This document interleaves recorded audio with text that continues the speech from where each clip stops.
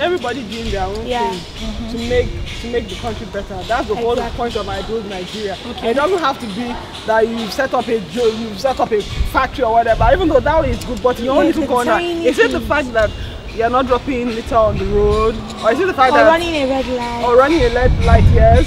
And then you are telling the bus driver to be sane to make sure he. Yeah, some of them run red lights. Yeah, I'll tell you a story this week.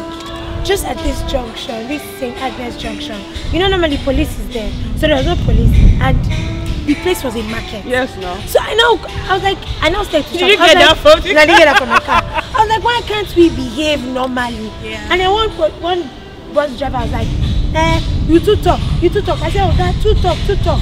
Waiting they do is good, and the conductor said, oh, that true, no good. But yeah, make me reverse. And he reversed. Okay, so we're bringing it from what angle then? Let's conclude to that angle. Personal contribution on what? Like you two, you spoke to that guy, the guy saw the reason and all that, things like that. That's what it's all about, really. Yeah.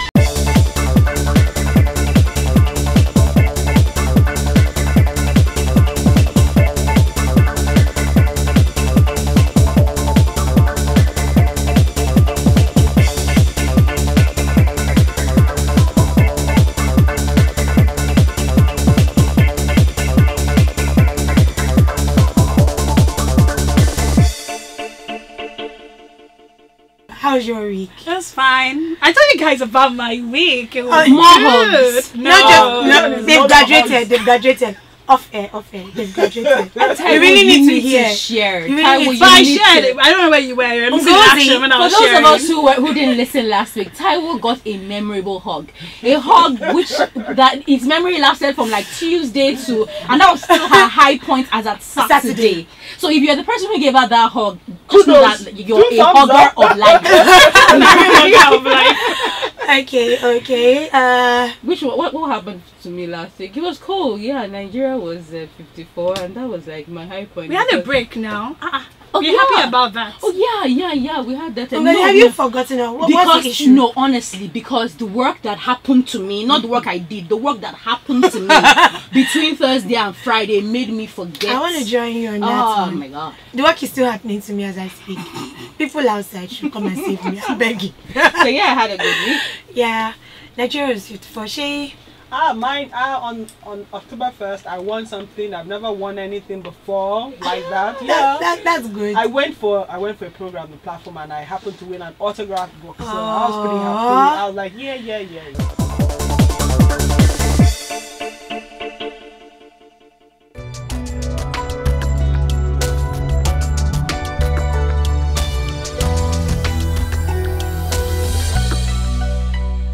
We're talking about Nigeria today, and you know, Nigeria is one of the most passionate, or one of the things I'm most passionate about.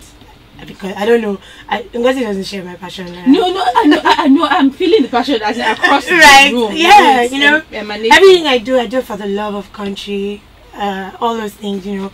But you know, I don't think that a lot of Nigerians feel they should be patriotic or they have anything to be patriotic about. And you know, the excuses that you hear most times. Government hasn't done anything for him. What has the government done? Exactly in that tone, you know. Everybody feels cheated. Everybody feels like doing anything is pointless because if you do it, you'll be the only one anyways. You know, so you have all those conversations. Is there really anything to be patriotic about in Nigeria? I will give you a story. One day I was driving and then someone threw a bottle on the floor and I go, "Madam, don't throw bottles on the floor. It should be in your car. It's better in your car. It's better to litter in your car than to litter the ground." And the conductor shouted, "What country are you from?" And in my mind I'm like, that is a very deep question. I'm telling you, don't litter the streets of your country, and then you're asking me, am I from Nigeria? You know, so I mean, what does it mean to be Nigerian to most Nigerians? What's your view, Taro? Oh wow, you put me on the spot. Well, I could join naysayers and say, well, what has my country done for me? And we're celebrating, or we just celebrated our 54th birthday, and one would think that we have a lot of things to say about Nigeria, but nevertheless, I grew up in Nigeria. My secondary school, primary school was here in Nigeria. I was educated in Nigeria. So I would say that irrespective of our downs, at least I know that I'm a product of Nigeria. Yeah. Yes. Yeah. So the question now is, what does it mean to be a product of Nigeria? And I know that you have good and you have bad. It depends on what side you make a choice to be a part of. I want to ask a question. Some people that end up sending their children abroad to school, but some of them insist that the secondary or the primary, they do it in Nigeria. Why? Yeah. Because they're like, there are certain values they want that they're going to learn from this country, that when they go out there, they know that the children are going to be okay when they leave them abroad. So why is it that people keep on saying that? Because majorly a lot of people, they end up sending their kids abroad. Some people that can afford it, they end up sending them for university, maybe secondary school, but they're like, no, they're going to, some people that are born there, sometimes they send them home to do their primary and as part of their secondary school here, because they know that there are certain values that they're going to learn from this environment. Are there really values? People talk about, oh, how messed up Nigeria is. Are we that bad? No. We still have values, don't we? Absolutely. We still have. I was listening to Fashola's speech, Governor Fashola's speech on Independence Day, and he kept saying things about our values, the spirit of Lagos, the what is our value? The integrity. Oh, you know, all those things. Are they lost for real? I don't think. What exactly? Let's define what is our value. There are so many things we stand by. For instance, the love of family. I was going to say so. Family. Like I think about sometimes when I have to be out of town for a long time. I travel out. You know, I think about my family, and I wonder how will it be when I can't just wake up in the morning and decide I want to go see my mom, or how will it be for 6 months without my sisters, nobody? I'll just be in one country like Estonia or something, you know, and that my family is you know, so far. And of course our love for God. It's amazing how much people would not do because they at least have something that they can hold on to as God. We may take it into different dimensions, but at the end of the day, people will not be in an area and there's a woman who is pregnant or something and she's just on the road, and people will not be like, hey, or an old woman that is crossing the road. Yeah. There are anomalies, they are anomalies. True. But then there are certain things in certain cultures that would still not happen.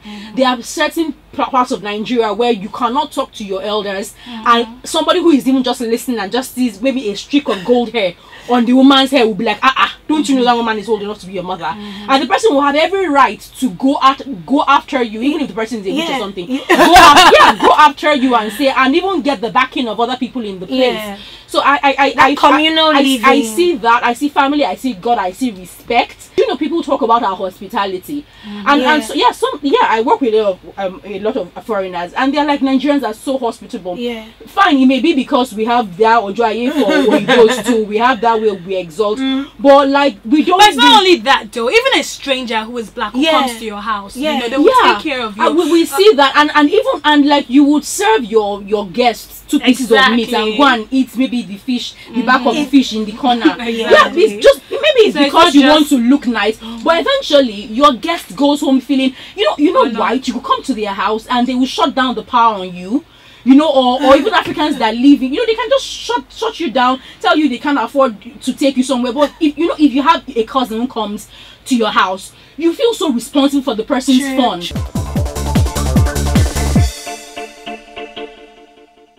The bad apples have the loudest voices, and they're drowning out the good. That's true. Because let's take the 419ers.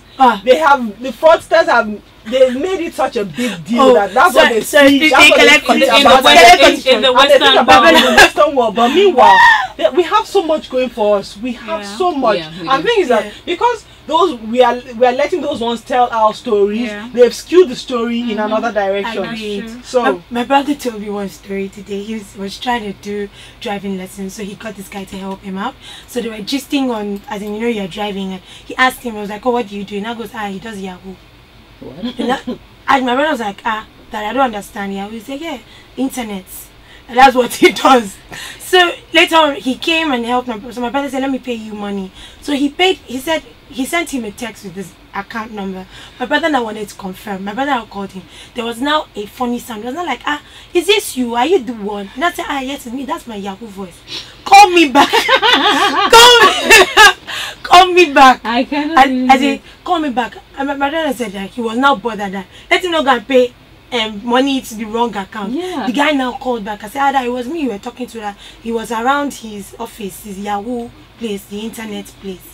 And I just had to say, as in, really, You like know, Shay said, you know, the bad eggs have the loudest voice. You know, when I think about how many Nigerians even have access to the internet, you know, just how many are we? Because sometimes our view of Nigeria is what we see in Lagos. Oh yeah. We think everybody has a mobile phone. Oh my God. You want to know the stats really. No. When you see that, when you hear people that live under $1 a day, and you're like, where are all these Nigerians? And they tell you that maybe 70%, and you're like, where are they?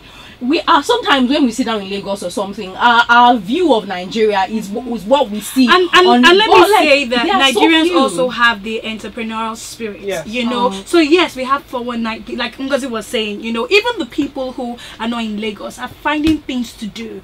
You know, I think that at the end of the day, you don't want to wait on the government. You want to make ends meet. If you're waiting for the government, you wouldn't buy a generator. Exactly. Do you know how many Nigerians have taken things into their own hands to make their lives more comfortable all the time in an honest and, you know, very what's what I'm looking for now, hard-working way. So I think that we have the entrepreneurial spirit. I think that we have values of, you know, family and culture, respect and God, you know. And I think that, let's take a musical break. And I think that when we come back, we can highlight ways in our own, you know, in our own little ways, how we can help contribute into making these things better. Because if you remove all these things, actually, if you remove all these values, you will see that you have a completely different environment that does not work. It does not work. You will see, you hear people who live in America or England and they've lived there for 25 years, 24 years, and they want to come back to Nigeria. They miss no structure. They miss coming. They miss that but Nigeria they are afraid flavor, to do that. You know, but it shows that there is something, you know, and if it's just that one thing, Nigerians should be proud of it. We should celebrate that which we have and downplay our weaknesses.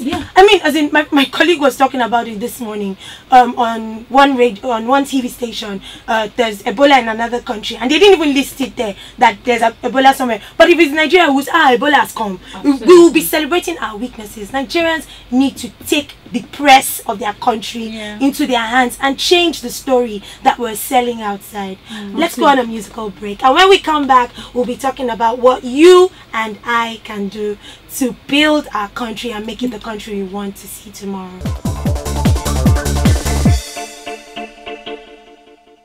What are you creating? What kind of environment are you creating by the little daily decisions that you make every day? You see, you run a red light, you cause traffic, you know, all those kind of things, they contribute to it. And she is looking at me like she has something to say. Don't drop trash.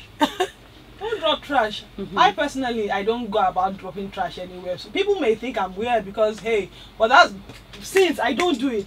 There's nothing wrong. If everybody did that, the streets of Lagos would be clean. The highway managers will be doing something else. You won't look into a canal and when it rains, all the bottles come up and they flood the roads. And then we blame the government. Yes, I blame the government because when we destroyed the ones that they have. So, things like that. Take ownership. Take ownership. Because who else is going to take ownership of Nigeria if it's not Nigerians? Exactly. If you go to another country, you're going to be a second-class citizen. Absolutely. So stay here and build your country. Like in terms of like the margins that people make on businesses. I was listening to one of the online. No, I don't understand this level. Seriously, we have to go, guys. Seriously, where we can make money. Seriously, like someone was telling, they were talking about one of these online retailers, and it was like they've revised their budget, how much they should make 3 times this year. People who put in the money into the company were like they're not going to be able to break even in the first 3 years.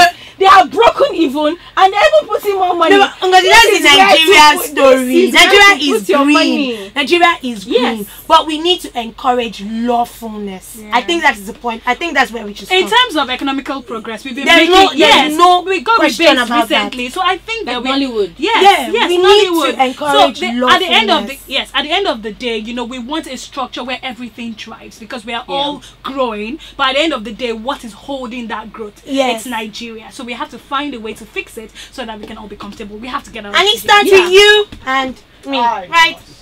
What? You starts with you and I. Me. All right, people. All right, guys. Bye. Bye.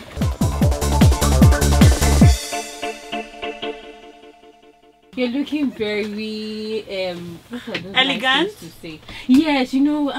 I finished everything African so turn around. No, we haven't gone yet. Please, you have to put that as one of our moments.